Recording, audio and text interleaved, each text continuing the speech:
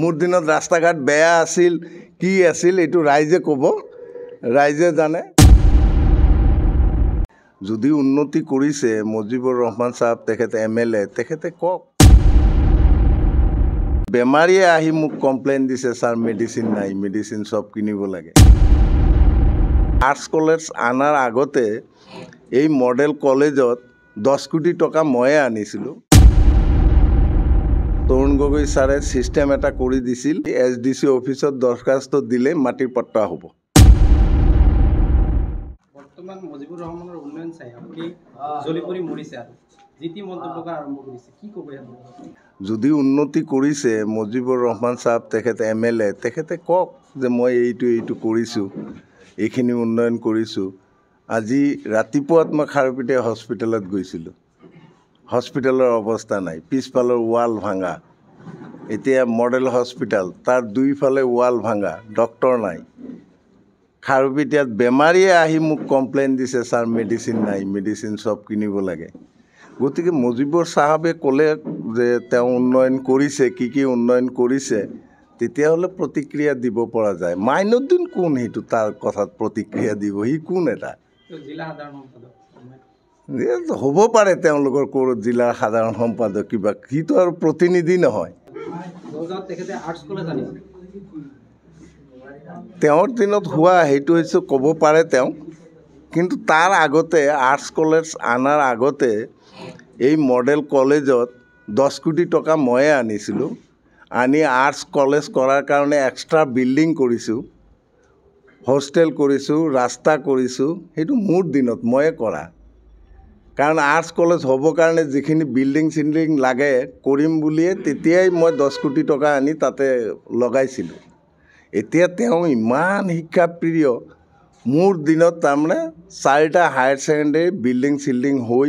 স্যাংশনো হৈছিল higher secondary আমাৰ কোঁৱৰী পুখুৰী বৰুৱাজাৰ শিলবৰী দৈপাম হায়াৰ সেকেন্ডাৰী স্যাংশনো হৈছিল তেতিয়া এওঁ যদি আনি দেখুৱায় তেতিয়াহ'লে ভাল লাগিব তেতিয়া ক'ব পৰা যাব যে শিক্ষাৰ সাইডত উন্নতি হৈছে অলপ আপোনাৰ দিনত ৰাজ্য চৰ্চা কৰি ৰাজ্যক চৰৰ মাটিৰ পট্টা দিয়া হোৱা নাই বুলি কৈছে এইটো মিছা কথা ই নাজানে কথাটো মই যেতিয়া বিধায়ক হৈছিলোঁ নিৰ্দলীয় তেতিয়াই চাপৰিত সাৰ্কুল অফিচাৰ এডিসি লৈ মিটিং কৰিছিলোঁ আৰু তেতিয়া তৰুণ গগৈ স্যাৰে সিস্টেম এটা কৰি দিছিল যে দৰখাস্ত দিলেই এসডিসি অফিসত দৰখাস্ত দিলে মাটিৰ পট্টা হ'ব মই নিজে ফৰ্ম ফিল আপ মানে ছপাই গোটেই চৰত বিতৰণ কৰিছিলোঁ বহুত হাজাৰ ফৰ্ম বিতৰণ কৰিছিলোঁ এইবিলাক চৰৰ মানুহে এতিয়াও জানে এতিয়াও ক'ব কিন্তু কোনো মানুহে এওঁলোকৰ ষড়যন্ত্ৰত এই ইউডিএফৰ ষড়যন্ত্ৰত কোনো মানুহে এটা ফৰ্ম সাৰ্কুল অফিসত জমা দিয়া নাই আৰু তেতিয়াই মানে গোটেই চৰ সাৰ্ভে কৰোৱা হৈছিল সাৰ্ভে টিম গুৱাহাটীৰ পৰা আহি কেম্প কৰি থাকি সাৰ্ভে কৰিছিল তাৰ পিছত মাটিৰ পাট্টা দিম বুলি এই ফৰ্ম দিয়া হৈছিল সাৰ্কুল অফিচাৰ নিজে গৈছে তাতে গৈ মিটিং কৰি কৈছে ৰাজহুৱা মিটিং কৰি কৈছে যে আপোনালোকে ফৰ্ম জমা দিলেই মাটিৰ পাট্টা হ'ব সেইখিনিয়ে কৰা নাই ৰাইজে আপোনাৰ 15 বছৰত আপুনি 15 বিঘা মাটিও পাট্টা দিয়া নাই ক'ব পাৰে সেইটো কথা হি ক'ব পাৰে কিন্তু হি ৰেকৰ্ডবিলাক চালে তেখেত যদি ৰেকৰ্ডবিলাক চায় আৰু যিবিলাক লেণ্ড এডভাইজৰী বৰ্ডৰ মিটিং হৈছে প্ৰত্যেক মিটিংতে চৰকাৰী মাটিৰ প্ৰপোজেল 20টা 30টাকে প্ৰপোজেল তাতকৈ বেছি প্ৰপোজেল তাতে পাছ হৈছে চৰকাৰী মাটি পাইছে মানুহে কাৰণ এতিয়াৰ হুলস্থুল তেতিয়া আৰু কোনোবাই চৰকাৰী মাটি এলটমেণ্ট পাবলৈ পইচা দিব লগা হোৱা নাই এনেই পাইছে কোনো কাৰো খোজ খবৰ লোৱা নাই হৈ গৈছে চাপৰিত যিবিলাক IOI ঘৰ হৈছে প্ৰত্যেকৰে মাটি এলটমেণ্ট হৈছে তেতিয়া কোনো পইচা দিব লগা হোৱা নাই একো হোৱা নাই এতিয়া মানে হুলস্থুল অলপ বেছি হৈছে মানে পইচা বেছিকে দি আছে এওঁলোকে তাৰমানে যিটো নোহোৱা বস্তু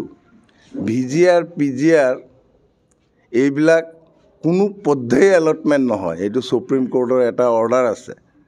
এওঁলোকে সেই VGR PGR এলটমেণ্ট দিব বুলি মানুহৰ মানে কাগজ পাতি লৈছে কিবা খৰচ পাতি লৈছে শুনা পাওঁ দেখা নাই মই শুনিছোঁ আৰু এতিয়া চৰ চাপৰিত কৈ আছে যে মাটি কি পাট্টা কৰি দিব, এলটমেণ্ট দিব। এতিয়া গভৰ্ণমেণ্টৰ এটা লেণ্ড বেংক কৰিছে। লেণ্ড বেংক কৰাৰ পিছত এতিয়া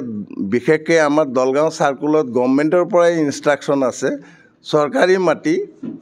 কোনো অনুষ্ঠান বাদে বাকী কোনো ৰাইজৰ বাবে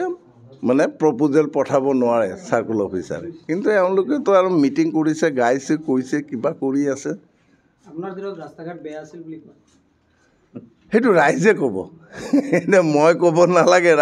মোৰ দিনত ৰাস্তা ঘাট বেয়া আছিল, কি আছিল, এইটো ৰাইজে ক'ব, ৰাইজে জানে। পূৰ্বতকৈ জনপ্ৰিয়তা হ্ৰাস পাইছে নেকি মুজিবুৰ ৰহমান? এইটো মইতো ক'ব নোৱাৰিম তেনেকুৱাকৈ মুজিবুৰৰ জনপ্ৰিয়তা হ্ৰাস পাইছে নে বেছি হৈছে। আপোনাৰ কি অনুমান হয়, আপুনি যিহেতু ফিল্ডত গৈ আছে বৰ্তমান? নহয়, মই তেনেকুৱা কোনো সমীক্ষাও কৰা নাই, মই দেখাও নাই তেনেকুৱা। তেওঁৰ লাইনত তেওঁ কাম কৰি আছে, আমাৰ লাইনত আমি কাম কৰি আছোঁ। আমাৰ পঞ্চায়ত আহি আছে, পঞ্চায়তখিনি কেনেকৈ জিকাব পাৰোঁ সেইটো আমাৰতো আমি কৰি আছোঁ আৰু।